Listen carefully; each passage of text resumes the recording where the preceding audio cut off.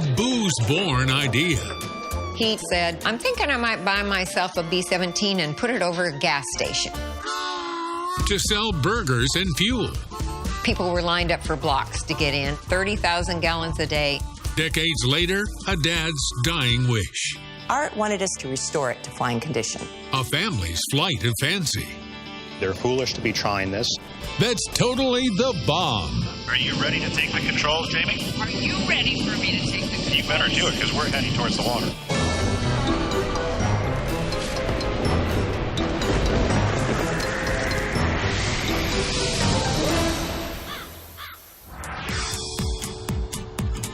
I'm Jamie Colby, today driving through Salem, Oregon, one of the final destinations of settlers on the Oregon Trail. I'm here to piece together an inheritance story that revolves around a wild bar bet, a crazy roadside attraction, and a sky-high tale of guts and gumption. My name is Punky Scott. When my father passed away, he left me a massive, corroding World War II bomber that he acquired in a most bizarre adventure. I meet Punky at this airplane hangar. Hi, I'm Jamie. Hi, Jamie. Thanks for coming today. Inside isn't a plane, but rusted out hunks of metal. Disheveled stacks of doors and flaps. Damaged pieces strewn about. What is all this?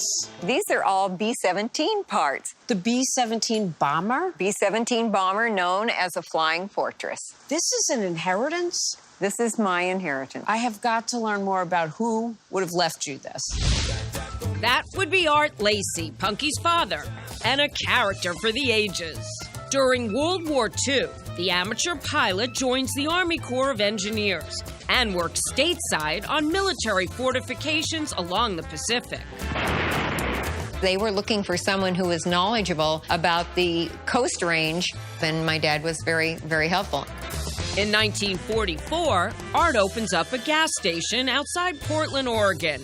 And when the war's over, he wants to rev it up. He was very ambitious and intuitive about what customers would really like to have. What he thinks they really want to have is not just gas, but an experience. The eureka moment comes when Art learns that Altus Army Airfield in Oklahoma is selling surplus warplanes. B-17 bombers, to be precise. And he said, you know, I've been kicking around the idea of getting a World War II bomber and using it as a centerpiece for a gas station. Jason Scott is Art's grandson.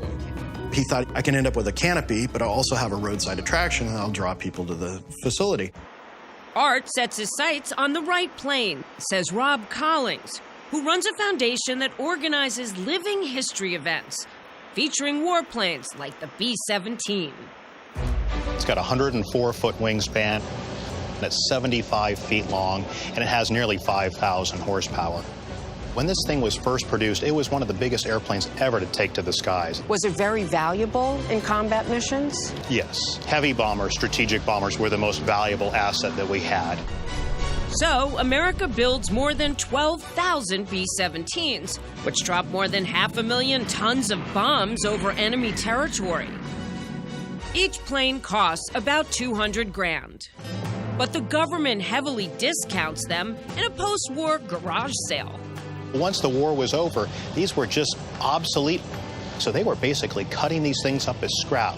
So anyone, you give them your cash and you walk off with a plane? We didn't need them. There was going to be no more war. World War II ended it all, right?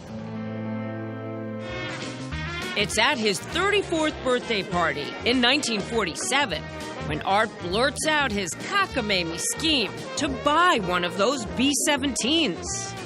He was with all his cronies and they were having a few adult beverages. One of the guys said, well, Art, there's no way in heck you can do that. That's just not going to happen. Well, that was definitely the wrong thing to ever tell him because he was going to prove you wrong until the day he died. And he said, I'll bet you $5 I can do it. When the alcohol wears off, he doesn't say to himself, oh my God, what was that? Never in his whole career. He sounds like he was a little eccentric. He was a wild child, yes. The wild child scrapes up $15,000 and hops the first flight to Oklahoma. My grandmother never actually admitted whether she thought he was nuts or had lost it. The flight back would not go so smoothly. He slid it across the runway, and he crashed it into another parked B-17. But first, our strange inheritance quiz question. Which Hollywood star filmed the crew of a B-17 through 24 missions during World War II? Clark Gable, Ronald Reagan, or Henry Fonda? The answer after the break.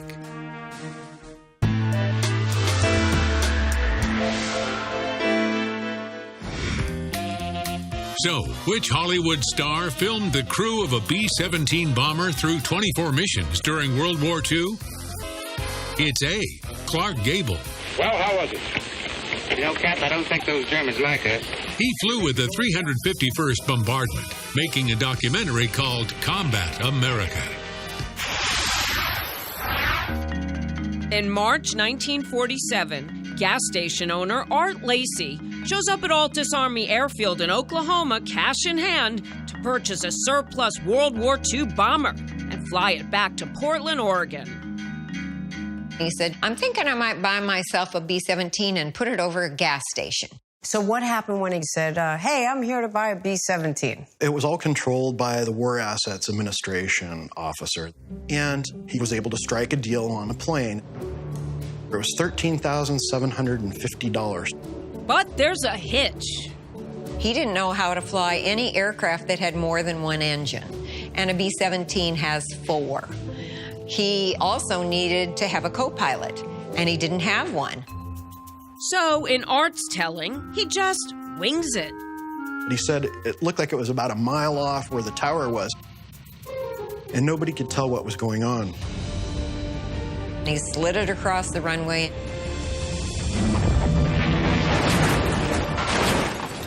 and he crashed it into another parked B-17. Art slumps back to the airfield commander, who Art discovers really wants to get rid of these planes. He said, worst case of wind damage I've ever seen, and wrote that plane and the one he crashed into off as wind damage. And then the fellow that was in charge said, can you come up with any more money? And he said, I have $1,500 left in my name in the world. That's it. Deal. A new bill of sale is typed up, and Art's given the title and keys to another flying fortress. Number 4485790. This time, Art calls in some pilot buddies to help get the thing home. It must have been some trip, says Rob Collings. Turns out, the Collings Foundation owns a B-17 too. All right, are you ready to take the controls, Jamie? Are you ready for me to take the controls? You better do it, because we're heading towards the water. Oh, that's not good. Rattling around in the noisy aluminum cockpit, I see that Art's 1,800-mile trip from Altus to Oregon is no easy flight. You might want to push the nose forward a little bit, see how we're climbing up. You went up about 500 feet. So back and forth is nose up or down? Yeah. Go ahead and make a left turn here. Feel for it. You know this is my first time flying. Really? You're doing a great job.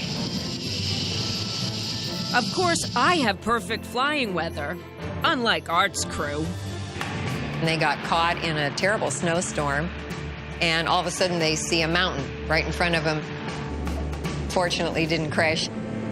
Sounds like a movie of the week. It does. Did you ever doubt the story your dad told? No, he would embellish, but he always was a pretty truthful man. This much is indisputable. Art does fly the B-17 all the way to Oregon. There, he faces another hurdle. How in the world to get the 100-foot wide plane the last 20 miles from the airport to his property? Can't just drive the beast down the road, or can you? He told the trucking company, no matter what happens, you just keep on going. Here's another quiz question for you. Which 1960s TV comedy was set in a Nazi POW camp? McHale's Navy, Hogan's Heroes, or Gomer Pyle USMC? The answer in a moment.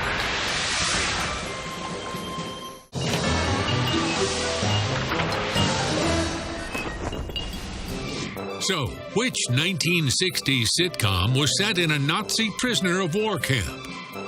It's B, Hogan's Heroes. The TV classic followed the exploits of a group of Allied POWs led by Colonel Robert Hogan, played by Bob Crane.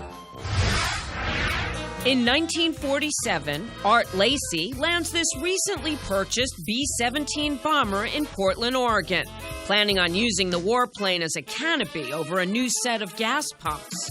But first, he has to figure out how to get the massive aircraft to his property. He had to take it apart and put it on trucks, but they wouldn't give him any permits because it was still too big. And so he decided he was going to do it anyway. In the middle of the night, Art sneaks his partially dismantled B-17 out onto the highway. He told the trucking company that was moving it, no matter what happens, you just keep on going, and I'll pay any tickets that you get. Made it all the way out there with no problem at all. Local officials are not amused. He was in trouble. But, of course, the sentiment right after the war was very patriotic. A woman, justice of the peace, took sympathy on what was going on, and so she fined him $10. 4 months later, Art opens his new bomber gas station with his shiny B-17 canopy. Word soon spreads about the unusual attraction. His business boomed, and people were lined up for blocks to get in. And in order to keep people in line, we would give them free Coke floats, and we would wash every windshield. And we pumped a lot of gasoline. Then Art opens a second B-17 themed business right across the lot, the Bomber Restaurant. He decorates its walls with World War II photos and memorabilia. I was very popular with all my friends. I had an airplane out in front and a cool place to fix meals. Did he ever get an offer to sell the plane? Oh, all the time. Big numbers? $1 million. Rumors spread that Paraguayan rebels and rich collectors are making the seven-figure offers. Art says it's not for sale. That's a lot more than he paid. But it was his sign of his business. A business that's making money hand over fist. At one time, he was the largest volume, single-unit gasoline station in the world, 30,000 gallons a day. For all his nuttiness, he was a smart businessman. He very much was so. But by the late 1980s, the business of owning an independent gas station is getting tougher. Art's mom-and-pop pumps can't compete with the big corporate chains, even with a B-17 overhead. So in 1991, Art, now 78, closes down the Bomber gas station after 44 years of operation. It broke his heart, but that was part of a business that just had to happen. Art keeps his Bomber up as a symbol of the restaurant.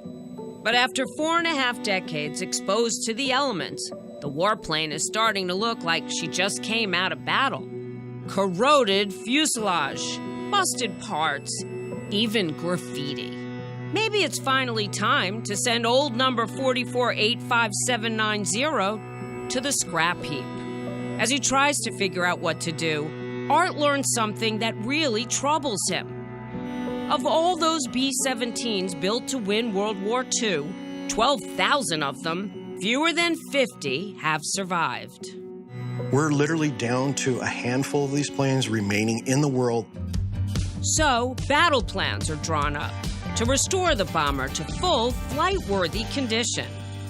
But over the years, I really think it got to his heart. He loved that aircraft. And he always talked about the veterans and how they valiantly served our nation, and that aircraft stood for that. The Collings Foundation has restored several World War II bombers. Rob Collings knows firsthand what Art is up against. Is it realistic, and what's involved? It's monumental. I would say to a degree they're foolish to be trying this. What are we talking about in terms of time and money? I would say about 97,000 man-hours. You equate that into one person working, that would be about 54 years of work to do, and tens of millions of dollars. But Art is once again ready to wing it, intent on taking the controls of his flying fortress before he pulls into that big filling station in the sky.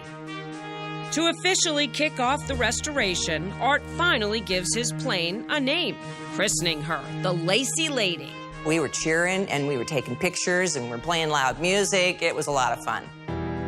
But this time, Art won't see his wild scheme through. In April 2000, he dies of heart failure at age 87. And his family inherits the daunting challenge of restoring the B-17.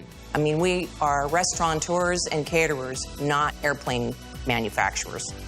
You can't just go down the store and buy the parts. What's your strange inheritance story? We'd love to tell it. Send me an email or go to our website, strangeinheritance.com. Now, back to Strange Inheritance. The family of Art Lacy is determined to restore the broken-down World War II B-17 bomber they've inherited and get her back in the air. There were probably a few people who wondered that, maybe we're crazy. But it represents a great era for our country, and we need to take care of it. Did he leave money to do that? Well, yes and no. At the time, we had to remove all our underground storage tanks from the old gas station, and we had to put almost $600,000 into that. The environmental regulations take a big chunk of the money Art left behind. The family quickly burns through another $400,000 on costly restorations. At some point, did you realize this was going to cost more than you actually had in your pocket? Yes, I was somewhat naive. The money that our family had put into it was just going to not go all that far. It was more than we could take on by ourselves. I mean, we are restaurateurs and caterers, not airplane manufacturers. So the family creates a nonprofit foundation called the B-17 Alliance. To their amazement, interest in the bomber quickly takes off. Our volunteers went from 10 volunteers to over 100 volunteers. People out of the blue show up and say, hey, this is a great project and I want to be a part of it. Those 97,000 man-hours suddenly seem possible. Donors show up in force, too. We just finished a campaign to raise $50,000 in 2 months, and we were successful. That's really exciting. To date, they've raised nearly $500,000, enough to move the Lacy Lady to a restoration facility. But they'll need much more than that to get the plane back in the skies. It's a lot of money to restore a B-17 bomber. You can't just go down the store and buy the parts. Then another really big break. Just recently, we had an aerospace manufacturing company that approached us. They said, we are prepared to donate materials and to build parts free of charge for the duration of the project. A gift potentially worth millions. So what kind of condition is the Lacy Lady in today? I get a sneak peek at the progress Art's heirs have made. This is the first section that was restored, and this is the navigator and bombardier's compartment. How long did this take? This took us about 3.5 years and about $350,000. This ball turret, one of the dozen machine gun stations, has also been restored. This one cost about $25,000 and is taken a couple of years. The current focus, the bomber's 100-foot wingspan. Are these ever going to be fly-worthy? Absolutely. They will Really? definitely be flight-worthy and reassembled to the fuselage. It's a great start, but the family still has a long journey ahead. How many years do you think this will take? It's at least a 10-year project.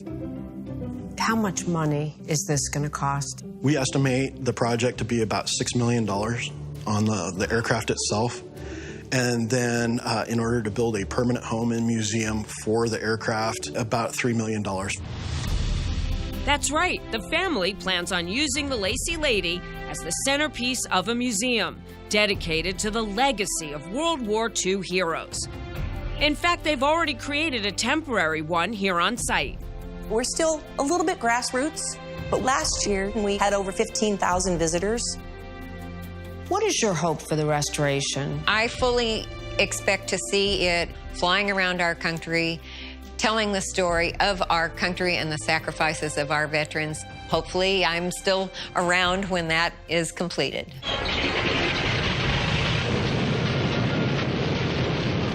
A legendary warplane helps preserve freedom, becomes the icon for a small-town business, and is now inspiring Americans once again. What's Dad thinking? I talk to my dad every day, and it's so important to him and to our whole family that this happened. It was a dream of his, and we've carried it on, and it's coming along beautifully. Since it may be a while before Punky and her family get their B-17 airworthy, we thought we'd leave you with a look at another one of the dozen or so B-17s still flying.